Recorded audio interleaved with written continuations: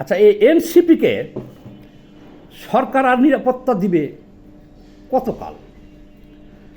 এই এনসিপি ছেলেপেলেদের অনেক লম্ফঝম্প আমরা দেখতেছি 14 মাস ধরে। আচ্ছা, যখন এই এনসিপি সারা দেশে তাদের কর্মসূচি পরিচালনা করে, তখনও দেখেছি এই বর্তমান ইন্টারিম গভর্নমেন্ট ডক্টর ইউনূস সরকার তাদেরকে যেভাবে নিরাপত্তা দিয়েছে, আর কোনো দলকে দেওয়ার তো প্রশ্নই আসে না। তখনই সবাই বলছে যে এটা হলো কিংস পার্টি, সরকারের পার্টি। এমনও হয়েছে যে গোপালগঞ্জ সহ বিভিন্ন অনেক জায়গাতেই আছে যাদেরকে পুলিশের এবং আর্মির গাড়ির ভিতরে উঠে পালাই আসতে হয়েছে। এরকম ঘটনা আমরা দেখেছি কিন্তু। আর সারা দেশেই তাদেরকে ব্যাপক নিরাপত্তা দিচ্ছে, পুলিশ, বিডিআর সহ, আর্মি সহ দিতে হয়েছে।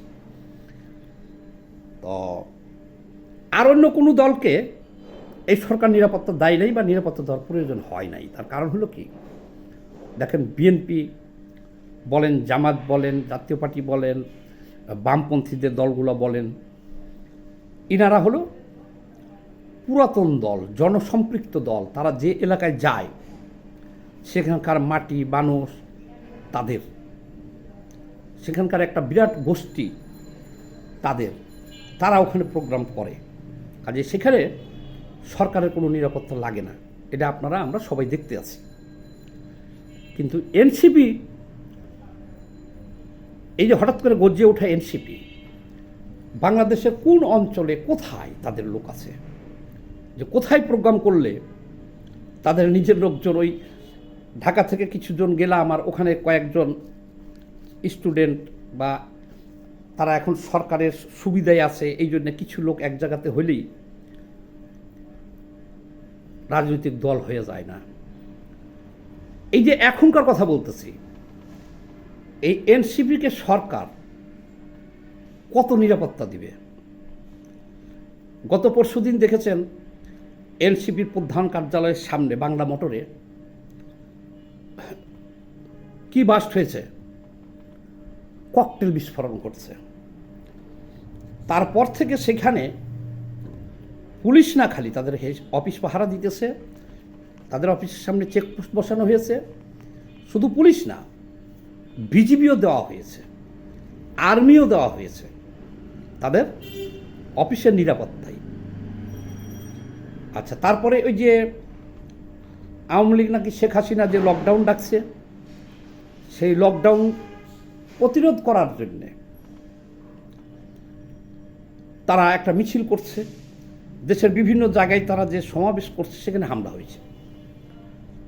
এই এনসিপি গত 3 দিনের মধ্যে দেশের যে যে স্থানে সমাবেশ করছে প্রত্যেকটা জায়গাতে হামলার শিকার হয়েছে এবং দৌড়ানি খেয়ে পালায় গেছে এনসিপি, পুলিশ পাহারা দেওয়ার পরেও। এবং এখন যদি কোথাও কোনো সমাবেশ করতে যায়, একেবারে আগে পিছে পুলিশ পাহারা দিয়ে করতে হবে, এবং হচ্ছেও তাই। এটা হলো গত এই 3 দিনের খবর, যে আওয়ামী লীগকে ঠেকানোর জন্যে বা আওয়ামী লীগ লকডাউন ডাকছে এর জন্যে, প্রতিবাদে ঢাকাতেও একটা এনসিপি মিছিল বের করছে, দেখলাম 5 থেকে 7 জন। এটা ফেসবুকে ভাইরাল হয়ে গেছে, 5 থেকে 7 জন। তাহলে এখন এই এনসিপির সাথে যে আছে, এখন শুধুমাত্র তো আমি দেখি কেন্দ্রীয় যে নেতা আছে যে কয়জন, এই কয়জনের বাইরে তাদের কোনো লোকজনও দেখি না, জনগণের সাথে সম্পৃক্ততাও দেখি না। হ্যাঁ, তাদের সাথে আছে মিডিয়া। তাদের কেন্দ্রীয় নেতা যে কয়জন যেখানে সমাবেশ করতেছে, মিছিল করতেছে বা কোনো প্রোগ্রাম করতেছে, সেখানে সবগুলা চ্যানেল, এতে বোঝা যায় এটা সরকারি দল, সবগুলো চ্যানেল ব্যাপকভাবে প্রচার করতেছে। কিন্তু তারা যে ঢাকা শহরে নিজের অফিসটাতে নিজে বসবে পুলিশ ছাড়া, এই ক্ষমতাটুকু তারা এখনও অর্জন করে নাই। তার প্রমাণ আপনারা এখন ইয়ের দিকে চেয়ে দেখেন, তাদের কেন্দ্রীয় অফিসের দিকে চেয়ে দেখেন। ওখানে যে ককটেল হামলা হলো তারপর থেকে নিচে চেকপোস্ট, আর কতগুলো পুলিশ, কতগুলো বিডিআর পাহারা দিতেছে, মাঝে মধ্যে আর্মি এসে খবর নিতেছে।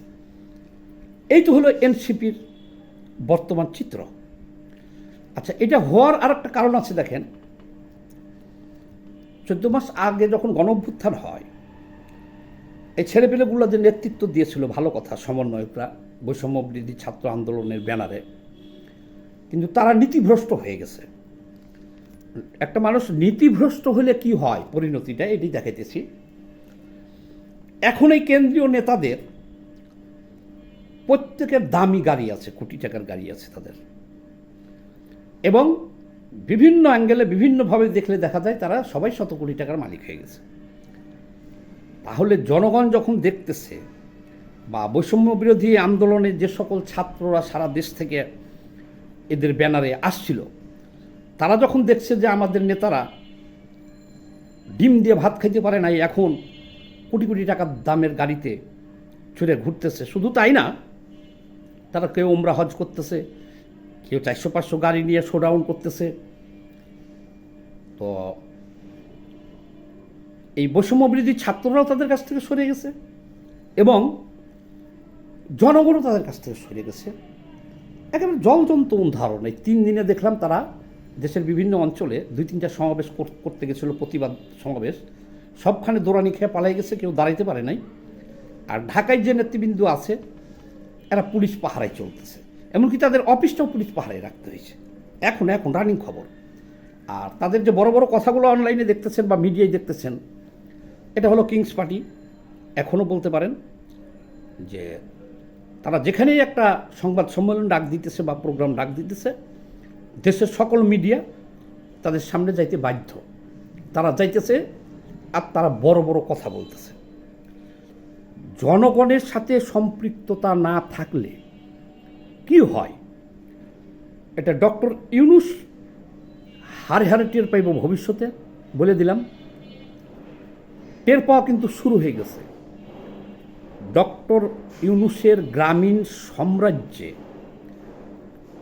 হামলা হওয়া শুরু হয়ে গেছে। গ্রামীণ সাম্রাজ্যে হামলা হওয়া শুরু হয়ে গেছে। এখন ডক্টর ইউনূস 14 মাস আগে বাংলাদেশের যে কোনো অঞ্চলে যাওয়ার ক্ষমতা ছিল তার, নিজস্ব নিরাপত্তা নিয়েই, লোকজন নিয়েই। এখন ডক্টর ইউনূস ক্ষমতায় থাকেই ব্যাপক নিরাপত্তা ছাড়া দেশের কোনো অঞ্চলে যাওয়া সম্ভব না। আর ক্ষমতা ছেড়ে দেওয়ার পরে বাংলাদেশের কোনো অঞ্চলে তার পক্ষে যাওয়া সম্ভব না। এটা কি আওয়ামী লীগ, এটা কি বিএনপি, এটা কি জাতীয় পার্টি, এটা কি জামাত, যে এলাকায় যাইব তাদের হাজার হাজার লোক, নেতাকর্মী, সমর্থক, তারা ওখান থেকে তাদের রিসিভ করব, লাঠি সোটা নিয়ে বসে থাকবো নিরাপত্তার জন্যে? ওনার কি কোনো জনভিত্তি আছে ডক্টর ইউনূসের? নাই। কাজেই ডক্টর ইউনূসের যে গ্রামীণ সাম্রাজ্য আছে, গ্রামীণ নামে যত ধরনের সাম্রাজ্য গড়ে তুলছে, এগুলো নিরাপত্তা ঝুঁকিতে পড়ে গেছে 100% নিশ্চিত থাকেন। ডক্টর ইউনূস ক্ষমতায় থাকেই পারতেছে না, ক্ষমতা চলে গেলে কী হবে এবার বুঝেন। কিন্তু উনি কি এখন ছল চাতুরি করিয়া আরও দীর্ঘদিন ক্ষমতায় থাকতে চাইব, নাকি চলে দেব? থাকার মতো পরিস্থিতিও আর নাই। এই ডক্টর ইউনূসের যে পরিস্থিতি, এই এনসিপির একই পরিস্থিতি। এই এনসিপি নির্বাচনে দাঁড়াক না, দেখেন, নির্বাচনে দাঁড়াক, নিজ এলাকায় প্রচার করতে যাইতে পারবে না। যাদের ঢাকার কেন্দ্রীয় অফিসটাও প্রশাসন ছাড়া রক্ষা করার ক্ষমতা নাই, আর একজন মন্ত্রীর চাইতে বেশি প্রোটোকল তারা, এই কেন্দ্রীয় নেতা যারা আছে, তারা নিয়ে চলাফেরা করতেছে। যারা যারা গাদ্দারি করছে জনগণের সাথে, গাদ্দারিটা কি? গাদ্দারি হলো এইটাই যে একটা গণঅভ্যুত্থান হয়েছে, দ্রুত নির্বাচন দিয়া জনগণের নির্বাচিত সরকারে চলে আসুক, তখন এনসিপি নেতারাও আসতে পারতো, জনগণ ভালোবাসত, তাদের এই লুটপাট আসল চরিত্র দেখে নাই, তারাও সংসদে যাইতে পারতো কিছু ছেলে পেলে।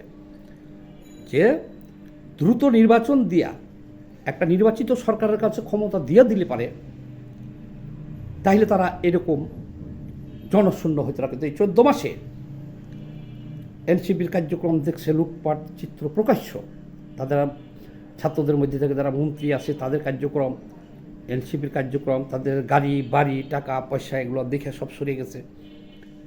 ভবিষ্যতের বাংলাদেশ অনিরাপদ এনসিপির জন্য এবং ডক্টর ইউনূসের জন্য। সবাই ভালো থাকবেন, ধন্যবাদ।